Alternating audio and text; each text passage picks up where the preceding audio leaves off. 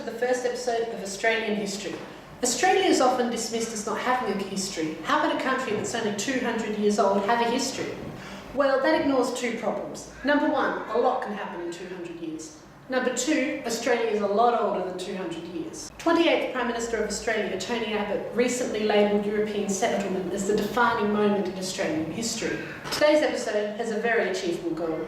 We're going to prove him wrong.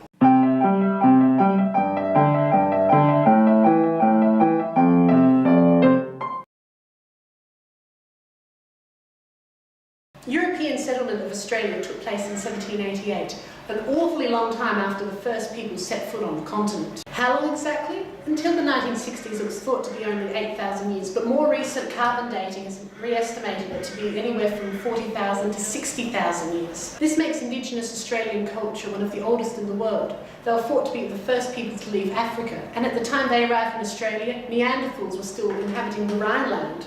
Now that the when has been discussed, it's time to turn our attention to the how. The ancestors of today's Aboriginal Australians and Torres Strait Islanders most likely arrived on bamboo rafts from Southeast Asia.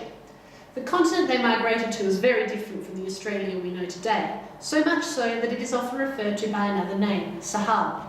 The mainland at this time was even still connected to Tasmania and New Guinea, as sea levels were some 70 to 100 metres lower than today.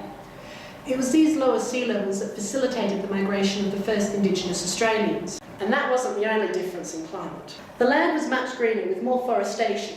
However, climate change, coupled with the Aboriginals' introduction of fire, saw the land become more barren while the gum tree thrived.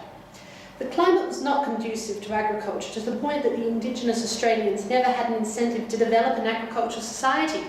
They remained nomadic, travelling in groups ranging in size from an immediate family to more than 50. The absence of agriculture meant that the Indigenous Australians did a lot of hunting and developed a number of tools and weapons for that purpose, including spears, woomeras, and of course the boomerang. There was plenty of game to be hunted. In addition to modern Australia's host of species, there were also megafauna, the largest of which was the Diprotodon, a 2-metre-high, 1-ton wombat. The case of the megafauna's extinction remains unsolved, with the prime suspects are overhunting and the destruction of their feeding grounds due to fire. This nomadic lifestyle meant that Indigenous Australians caused less environmental destruction in 60,000 years than non-Indigenous Australians have in little more than 200.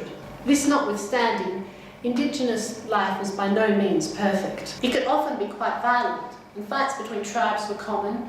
Indigenous males were subject to violent initiation rituals, and women were poorly treated. It is probable, though, that the largest and most contentious difference between Indigenous and non-Indigenous society was the management of land.